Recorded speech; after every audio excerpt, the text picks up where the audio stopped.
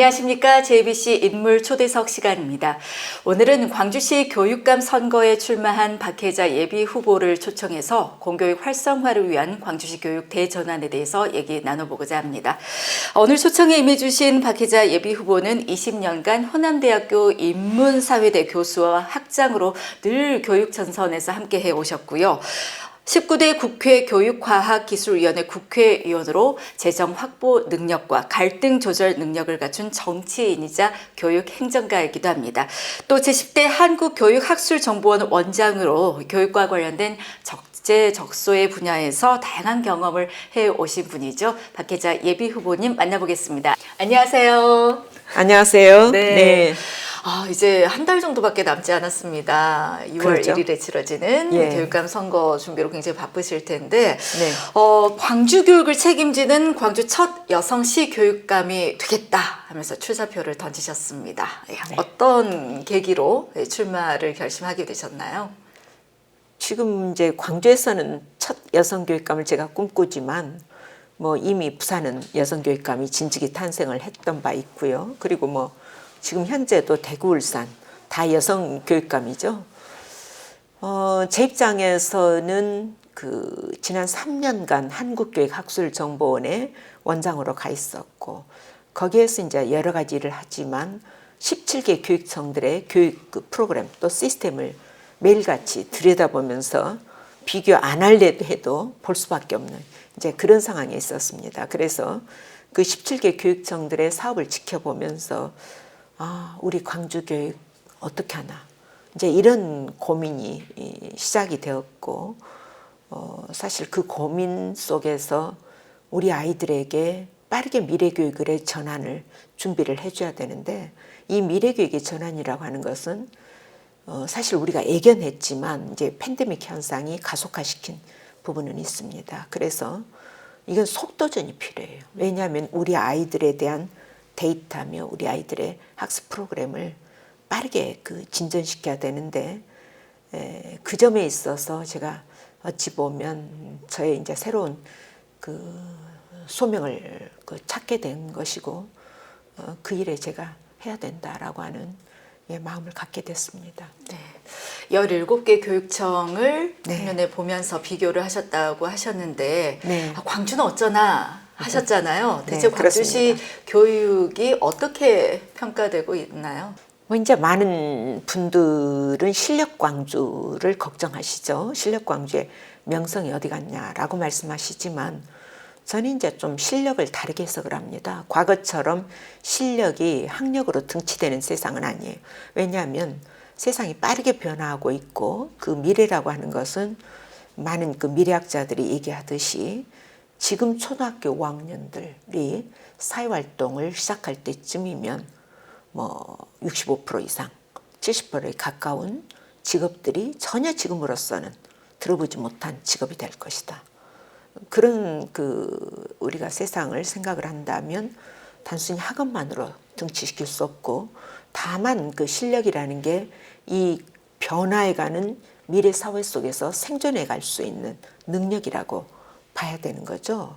그래서 제가 이제 항상 많이 하는 얘기가 우리가 과거에 물고기를 저는 맨손으로 잡았어요.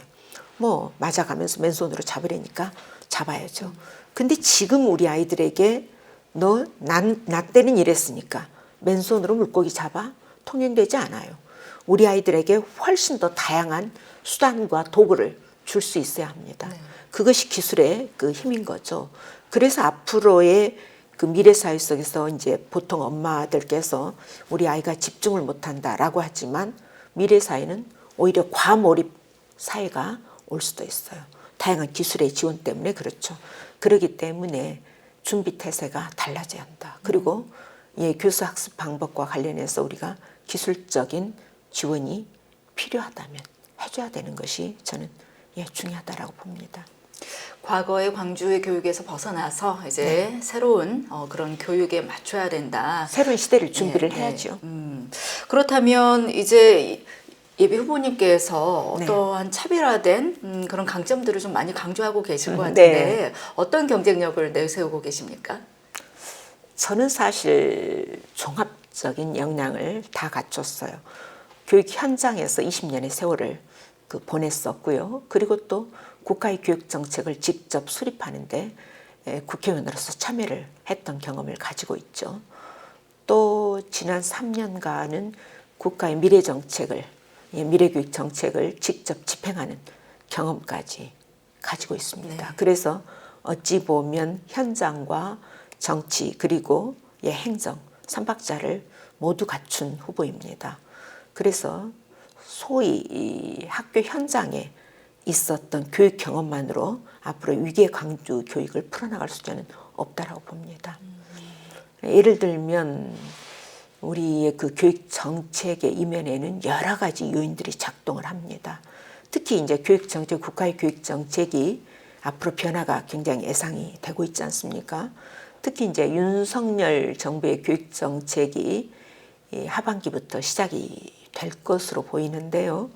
여기에 맞추어서 우리 광주의 아이들이 그 교육 정책에서 소외되거나 혹은 배제되는 우리 아이들의 특징이 배제되는 정책이 있어서는 안 되는 것이고 또 우리 광주의 어떤 그 정체성도 여전히 지켜져야 되는 그런 부분들이 있습니다. 그래서 그와 관련해서도 다양한 경험을 가진 사람이 중앙부처와 소통해야 되고 또 뭐 여러분들이 흔히 생각하시는 교육 예산의 문제도 그 예산을 가져오는 뭐 루트라고 해야 되나요? 뭐 속개를 누가 할까? 그런 생각하면 아마 시청자 여러분들께서 여러 가지 판단을 하시리라고 생각이 됩니다. 네. 어쨌거나 새로운 정부에서 광주가 소외되지 않기 위해서는 정치적 역량도 필요한데 그에 대한 또 적임자가 박혜자다 이런 네, 말씀을 그렇습니다. 해주고 계시는 것 같습니다. 후보님이 구상하고 있는 광주 교육은 어떤 모습이세요? 저는 그런 꿈을 꿉니다. 우리 아이들이 아침에 눈 뜨면 학교가 생각나고 선생님이 보고 싶고 그래서 빨리 학교 가고 싶어.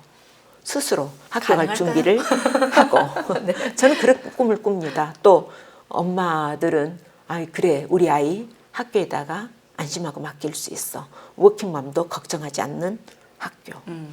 저는 그랬어요. 아이를 키울 때 이제 저도 열심히 일하는 워킹맘이었기 때문에 오늘은 학교 끝나면 이모 집으로 가라. 오늘은 학교 끝나면 할머니 집으로 가라. 뭐 그러면서 이제 애를 뭐 뺑뺑이 돌렸죠. 네네. 그런데 그런 걱정 이제는 안 하게 해야 된다. 그런 생각도 들고요. 또 선생님들께서도 학교가 좋아서 학교에 있는 것이 행복해서 머무르고 싶은 학교 그런 학교 만들고 싶습니다. 어찌보면 굉장히 이상적인 학교상을 갖고 계시는데 사실 지금의 학교는 네. 교육에 있어서 네. 공교육과 사교육의 비중에 있어서 부모들이나 아이들이 생각하는 그 비율이 사교육보다 좀 작게 차지하는 게 아닌가 싶어요. 그에 대해서 이제 뭐 사교육의 그 비중이 높아지고 있지만 네. 여전히 이제 공교육의 비중이 큰 것이고요. 절대 수치로 보면 크고 다만 이제 그 사교육을 완전히 줄인다라는 것은 우리 그 시스템상 거의 저는 불가능하다고 봅니다. 다만 사교육을 늘어나지 않도록 일부 축소하는 것은 가능한 거죠. 그래서 이제 학교가 아까 제가 말씀드렸던 것처럼 더 머무르고 싶고 학교가 좋으면 사교육하는 빈도는 분명히 줄어들 수밖에 없고 그래서 그 대표적인 것이 이제 돌봄을 학교에서 잘 해주고 또 부모들의 돌봄이라는 게 단순히 아이들을 그냥 맡아주는 것만이 아니라 돌봄을 통해서 교육과 결합시켜주고 그렇게 되면 훨씬 더 사교육이 줄어들고 또 공부를 잘한 아이들이 꼭 학원 가지 않아도 요즘은 굉장히 그 다양한 교육 플랫폼들이 개발이 되고 있습니다. 네네네. 그래서 교육 플랫폼을 통해서 자기주도성, 그러니까 학습이라고 하는 게 결국은 자기주도성이 있어야 되는 거거든요. 그 자기주도성을 갖춘 아이들이라면 어떤 여건에서는 공부를 할 수가 있어요. 특히 이제 대표적으로 저는 생각하는 게 우리 아이들의 강점은 살리고 사실 약점은 보완해 주는 시스템. 그게 이제 개인별 맞춤형 학습 체제를 갖추는 거거든요. 네. 그래서 아까 제가 빠르게 그 마음이 우리가 미래 교육에 대한 대응이 필요하다. 제가 사실은 속도전이 필요하다. 이제 그 말씀을 드렸던 것은 지금 우리 아이들의 학습 데이터를 우리가 분리해서 저장을 해야 됩니다.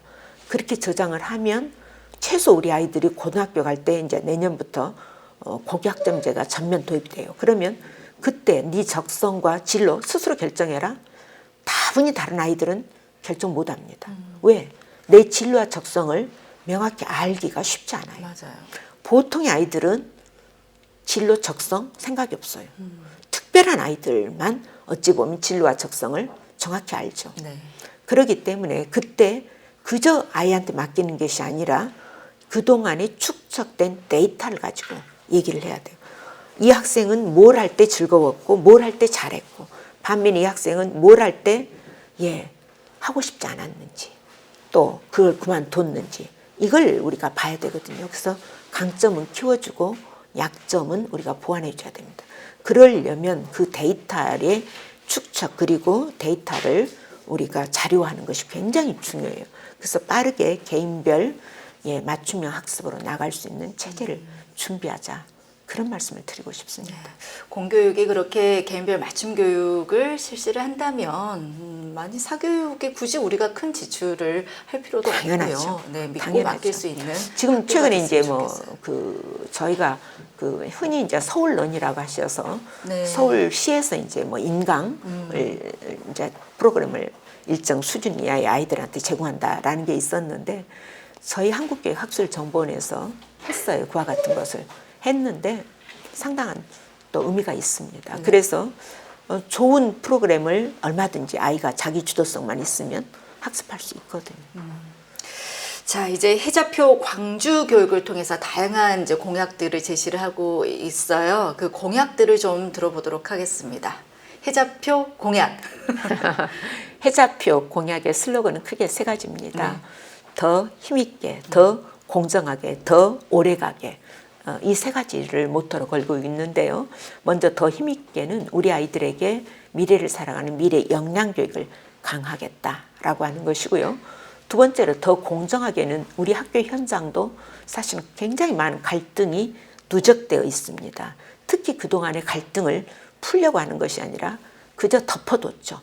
그래서 갈등들이 사실상 누적되어 있는데 이 갈등의 결국은 바탕에는 공정하지 못한 우리 학교의 현장의 문제가 숨어 있는 거죠. 그래서 학교의 현장을 보다 공정하게 함으로써 젠더 갈등도 우리가 줄여야 되고 또 정규직과 비정규직 간의 갈등도 줄여야 되고 또 어찌 보면 행정직과 교사 간의 갈등도 있고 또 사립학교와 일반 공립고 간의 갈등도 우리가 풀어나가야 합니다. 그래서 공정한 시스템 마련이 굉장히 중요하다라고 보고요. 특히 이제 우리 그 아이들 워킹맘과 보통 이제 가정에 계신 주부들 간에 또 아이들 키우는 방식에 좀 차이가 있어요. 그래서 그런 부분도 우리가 돌봄을 우리가 제대로 함으로써 갈등을 좀 줄여줄 수 있다. 그렇게 보고요. 마지막으로 이제 더 이제 우리가 오래 가기에는 굉장히 중요해요. 우리가 이제 보통 시험 보면 과거에 그날 밤늦게 막 외웠다가 그 다음날 시험 보고 나면 아예 잊어버려. 네. 이제 이런다고 그랬잖아요. 근데 그게 아니라 그 지식이라고 하는 것은 어찌 보면 차곡차곡 쌓아가야 되는 거죠. 네. 그리고 그 지식이 실생활과 맞아떨어져서 오래 갈 수 있는 시스템. 그게 이제 저는 다양한 방식이 있다라고 생각을 합니다. 그래서 이 지식이 결국 평생 교육으로 이어질 수 있는 시스템을 우리가 구상을 해야 되고 우리 아이들이 그저 단순한 시민의식이 아니라 세계 시민의식으로 가지고 성장할 수 있도록 키워주는 교육이 중요하다고 봅니다. 그런 교육이 실현이 된다면 저도 굉장히 기대가 되고요. 네. 정말 우리가 학교 다닐 때 지식에 머무르는 게 아니라 평생 교육으로 가서 남아있으면 참 좋겠다라는 그런 생각을 늘 했거든요. 그렇게 가야 합니다. 단편적이더라고요, 너무나. 그렇죠? 네. 그때 하고 그냥 다 놓쳐버리는 그런 교육 벗어나야 합니다. 네. 퇴직 교사와 연계한 마을 공동체 돌봄 시스템 이 부분에 대해서도 또 다른 네. 대안을 갖고 계실 것 같은데 어떻게 계획하고 계시나요? 이제 그 교육이라고 하는 것이 학교 공간에만 머무르는 게 아니거든요. 결국은 자기가 몸담고 사는 마을에 대한 이해, 그리고 그 속에서 삶을 디자인하고 체험하고 이제 이러한 것들이 굉장히 중요합니다. 그래서 마을 교육을 통해서 자기가 몸담고 있는 지역사회에 대해서도 알고, 또 지역사회 애정을 가지게 되고, 지역의 생태 환경에 대해서도 또 어떻게 지켜갈 것인지 실행에 작은 거라도 옮겨가고, 이런 마을 교육들이 학교 교육과 결합되어지면 훨씬 더 자신의 그 정체성 형성이라든가 지역 발전에도 도움이 된다, 이렇게 보고 있습니다. 네. 어찌 보면 교육은 학교에서뿐만 아니라 마을에서도 가정에서 다 함께 네. 만들어 가야 되는 거니까요. 그 이제 교사들의 마음가짐이라고 할까요? 교육에 대한 방향성도 굉장히 중요할 것 같은데, 미래 교육을 위해서 교사들이 나아가야 될 방향이라고 할까요? 어찌 보면 좀 추상적이기도 한 것 같은데, 그 부분에 대해서는 어떻게 또 생각을 하고 계십니까? 사실은 그 세계적인 기업 애플 있죠. 애플에서 애플 클래스 오브 투마로우라는 프로그램을 만들었어요. 그게 뭐냐면 현장의 선생님들에게 디지털 교육을 시키는 겁니다. 왜냐하면 앞으로 디지털 세상이기 때문에 선생님들이 먼저 디지털 능력을 가져야 되기 때문에 애플에서는 대대적으로 애플 클래스를 만들었어요. 그래서 교육을 시켰는데, 저도 거기에서 아이디어를 받아서 우리 선생님들이 미래 교육을 직접 체험하고 만들어 볼 수 있도록 제가 에듀테크 소프트랩이라는 것을 이미 고안을 해서 전국적으로 확산을 시켰어요. 그래서 우리 광주에는 광주교육대학에 제가 하나의 건물을 리모델링해서 미래 교육 일종의 이제 체험, 그리고 발전소 역할을 할 수 있는 에듀테크 소프트랩을 만들어 놨습니다. 그때 배웠습니다. 그래서 거기에서 우리 아이들과 선생님들이 미래교육을 실습해보고, 미래교육이 과연 어떤 것인지 스스로 컨텐츠를 만들고 구상해 볼 수 있는 그런 공간, 중요하다고 생각을 합니다. 그래서 선생님들의 재교육, 특히 이제 저는 그 매년 우리 학생들의 디지털 리터러시, 이제 과거에는 우리가 이제 글을 읽느냐 못 읽느냐 문해력을 가지고 따졌지만, 요즘은 그것이 아니라 디지털 능력이 어떻느냐, 이제 그걸 따지는 거죠. 그러니까 디지털을 활용해서 자기가 필요한 정보를 획득할 수 있는가.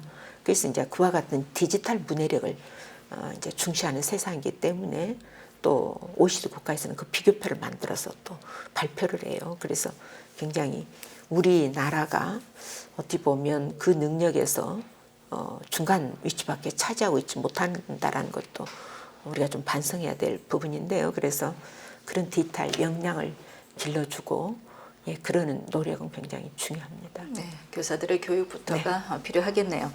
자, 이번 교육감 선거는 교육 대전환기에 국가적 혁신 과제들이 이제 임기 중에 예고가 돼 있습니다. 오는 7월에 국가교육위원회가 출범을 하고요. 내년부터 이제 고교 학점제가 단계로 시행이 되죠. 그런데 윤석열 당선인은 기존의 교육 정책에 좀 유보적인 입장을 취하는 걸로 보여요. 어떻게 생각하고 계시나요?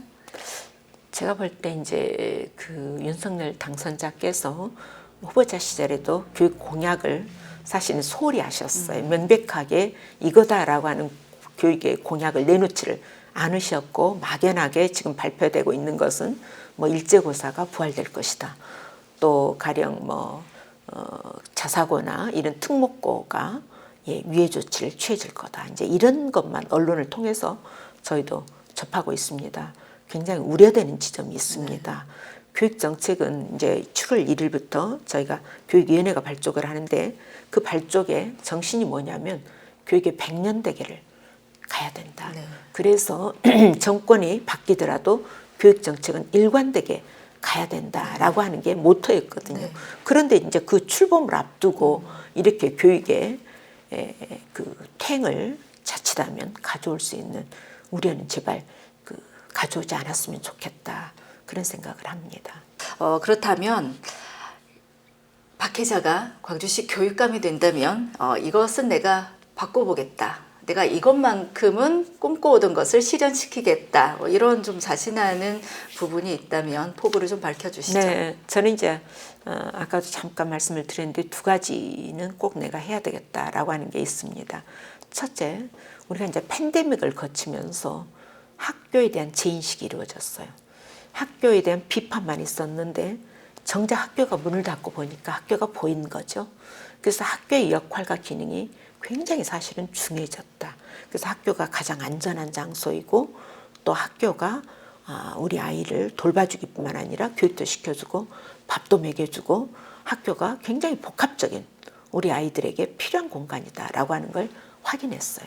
그렇기 때문에 학교의 그 기능에 대해서 우리가 다시금 좀 정립할 그 필요가 있다라고 하는 점을, 그래서 학교를 복합적인 공간으로서 미래교육에 대한 전환기에 맞춰서 우리가 학교 공간도 재구성해 나가고 또 학교뿐만 아니라 학교 밖과도 어떻게 연계할 수 있냐, 이걸 우리가 이제 그 생각을 해야 된다라고 봐집니다. 그래서 돌봄 교육을 학교에서 제대로 할 수 있어야 한다. 그래서 이제 최근에 돌봄의 국가 책임이라는 문제까지 이제 나오고 있는 거죠. 그래서 그 지점 분명히 말씀드리고요. 두 번째는 보수냐 진보냐의 논쟁을 떠나서 사실은 미래교육에 대한 대비, 이건 굉장히 시급한 과제다. 그래서 우리 아이들에게 디지털 이력제를 저는 도입을 하려고 합니다. 그래서 초등학교에 들어오면 그때부터 우리 아이들의 한 일들을 모두 다 디지털상으로 기록하고 학교 밖에서 받는 교육까지도 그 디지털 이력으로서 저장을 해 나가면 우리 아이들이 중학교, 고등학교를 가면서 자기의 적성과 진로를 제대로 좀 그 디지털 이력제에 따라서 보게 되고, 그것이 대학 가는 데에도 굉장히 내가 잊어버렸던 걸 다시 복구할 수 있는 그런 시스템도 된다. 이제 그와 같은 것이 가능해지는 것은 기술이 발전했기 때문에 가능한 것이죠. 과거에는 불가능했었지만 그런 부분이 있고, 그래서 이제 그 점에다가 앞으로는 AI 튜터링을 우리가 무시할 수가 없어요. 그래서 지적인 내용은 어찌 보면 AI가 더 잘 제공해 줄 수 있어요. 그럼 선생님은 뭐냐? 선생님은 오히려 정말 인생에 있어서 스스로 아이가 깨우쳐갈 수 있도록 옆에서 지켜주는 서포터 역할을 해주셔야 되고, 또 때때로는 멘토 역할도 해주시고, 때때로는 상담 역할도 해주셔야 되고, 때때로는 부모같이 보살펴주는 역할도 해주셔야 됩니다. 그래서 어려워졌네요. 단순히 지적인 전달자의 역할에 머무르지 않을 것이다. 네. 저는 그런 생각을 합니다. 네. 자, 많은 것들을 참 바꿔가려고 하는 그 마음들이 참 아름답다는 생각이 들고요. 이제 마지막으로 광주 시민들에게 하시고 싶은 말씀 전해주시죠. 네, 시청자 여러분, 그리고 광주 시민 여러분, 그리고 교육계의 가족 여러분들께 박혜자가 간곡하게 말씀드리겠습니다. 우리 교육은 대전환기를 맞고 있습니다. 이 대전환기에서 누가 과연 우리 아이들의 입장, 우리의 미래를 구상할 수 있을 것인가? 아이들의 미래를 정말 여러분들 잘 숙달된 모든 경험을 갖춘 후보에게 맡겨서 운전하게 할 것인지, 아니면 학교 현장에서만 단편적인 지식으로 머물러 있을 것인지 여러분들께서 잘 판단해 주시기를 간곡하게 부탁드리겠습니다. 네, 선거가 며칠 안 남았습니다. 참 많은 분들, 학부모님들 만나서 일일이 말씀 나누고 싶을 네. 텐데 그 마음을 오늘 이 자리에서 다 전달을 하셨을 거라고 믿는데 네, 혹시 또 부족한 부분 있으실까요?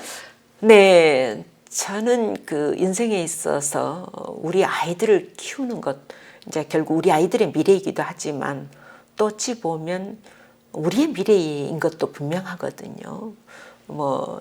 자식이 크면 다 남의 자식이지 하지만 여전히 우리의 미래의 큰 그 변수인 거고, 그래서 우리의 미래에 대해서 더 많은 관심 우리 스스로 가져야 된다. 그 말은 교육은 우리의 미래이기 때문에 관심을 가져야 되고, 또 교육은 모두의 책임이에요. 사실 교육감 혼자만의 책임이라고 볼 수 없는 거죠. 또 선생님하고만 그 책임을 물을 수도 없어요. 그래서 우리 모두가 교육에 대해서 관심을 갖고 제대로 된 교육 어떻게 할까, 그런 그 사회적인 대타협도 우리가 미래 인재상에 대해서는 가져야 된다. 그런 제안을 수차례 한 바가 있습니다. 네. 그래서 그러한 그 단합된 노력, 그리고 그에 대해서 빠르게 준비하는 우리 그 자세가 어느 때보다도 시급하다 이렇게 봅니다. 네. 우리 아이들의 미래가 곧 우리 사회의 미래이기 때문에 그 어떤 후보보다도 교육감 후보를 잘 보고 판단해서 결정을 내려야겠다는 생각이 듭니다. 오늘 네. 이렇게 좋은 말씀 나눠주셔서 고맙습니다. 네, 감사합니다. 네. 지금까지 더 밝은 미래의 광주시 교육 대전환에 대해서 광주시 교육감 박혜자 예비 후보님과 함께 이야기 나눠보았습니다. 함께 시청해주신 여러분 고맙습니다.